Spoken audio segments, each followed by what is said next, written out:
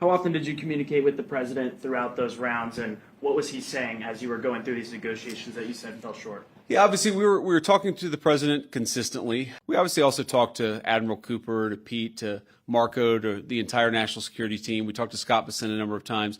So look, we were constantly in communication with the team because we were negotiating in good faith.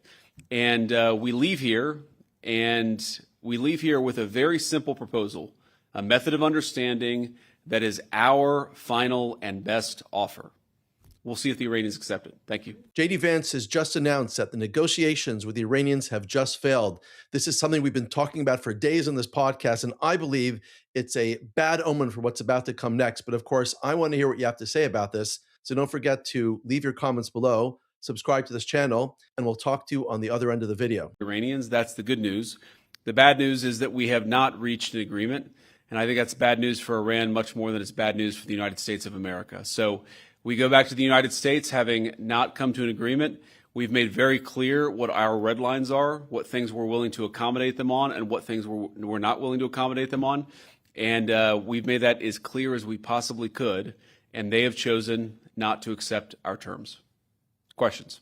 Sir, Nick Robertson from CNN. Precisely what have they rejected here?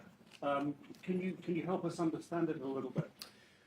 Well, I won't go into all the details because I don't want to negotiate in public after we negotiated for 21 hours in private. But the simple fact is that we need to see an affirmative commitment that they will not seek a nuclear weapon and they will not seek the tools that would enable them to quickly achieve a nuclear weapon. That is the core goal of the President of the United States, and that's what we've tried to achieve through these negotiations. Again, their nuclear program, such as it is, the enrichment facilities that they had before, they've been destroyed. But the simple question is, do we see a fundamental commitment of will for the Iranians not to develop a nuclear weapon, not just now, not just 2 years from now, but for the long term? We haven't seen that yet. We hope that we will. Jen. Was there a framework on anything? And also, did the Iranian frozen assets come up, and did you reach any conclusions on those frozen assets? We talked about all those issues, Jen, and we talked about a number of issues beyond that. And so certainly those things came up. But again, we just could not get to a situation where the Iranians were willing to accept our terms. I think that we were quite flexible. We were quite accommodating. The president told us, you need to come here in good faith and make your best effort to get a deal. We did that. And unfortunately, we weren't able to make any headway. Preston.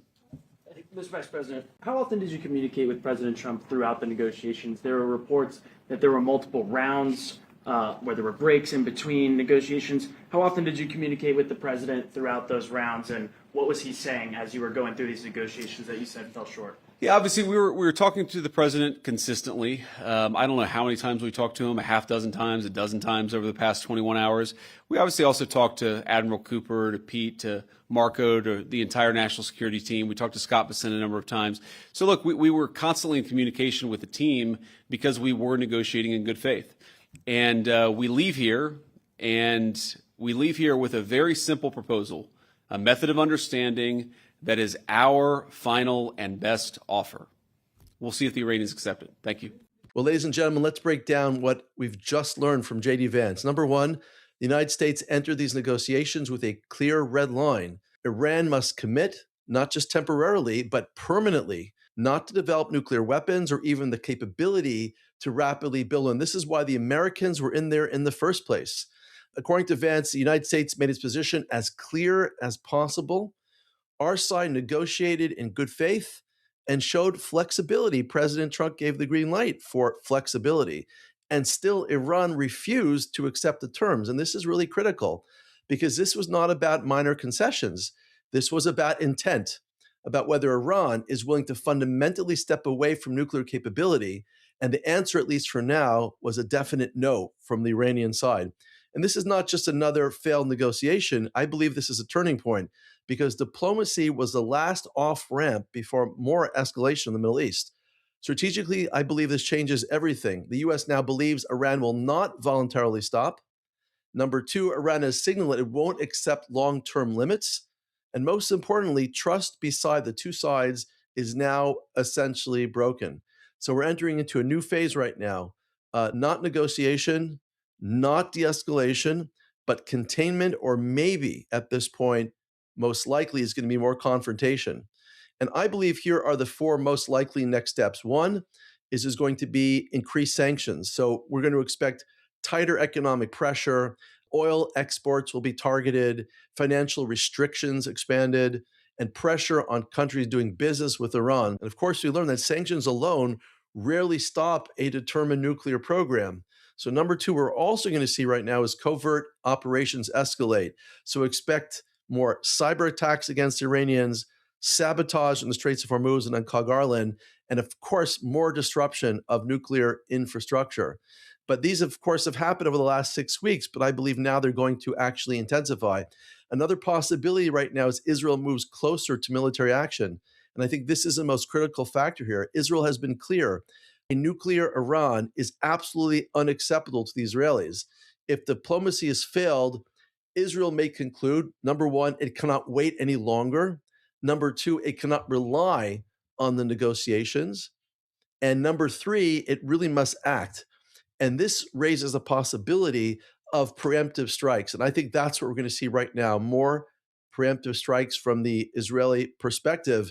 And of course, Israel is going to respond with more missiles, proxy attacks, going back right now to Hezbollah in Lebanon or various militias in Iraq, and disruption of oil through the Straits of Hormuz. And that's what we're really concerned about right now. But I believe this is not just about strategy, it's about something deeper. The United States is asking for a full commitment of will, a decision not to pursue ultimate destructive power. And of course, we're seeing that Iran is refusing. And this reflects a deeper clash between power and restraint, between ideology and compromise, between stability and revolutionary ambition. This is not just diplomacy failing. This is worldviews colliding. So where are we right now?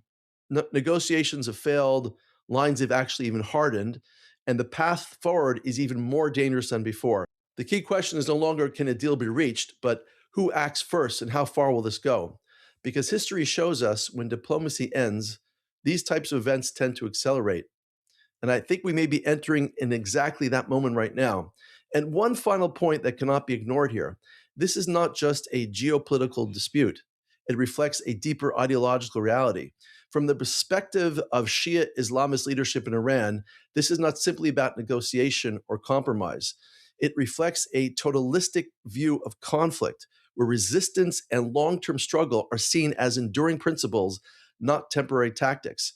And if this is a framework guiding decision-making, then this standoff was never just about terms of a deal.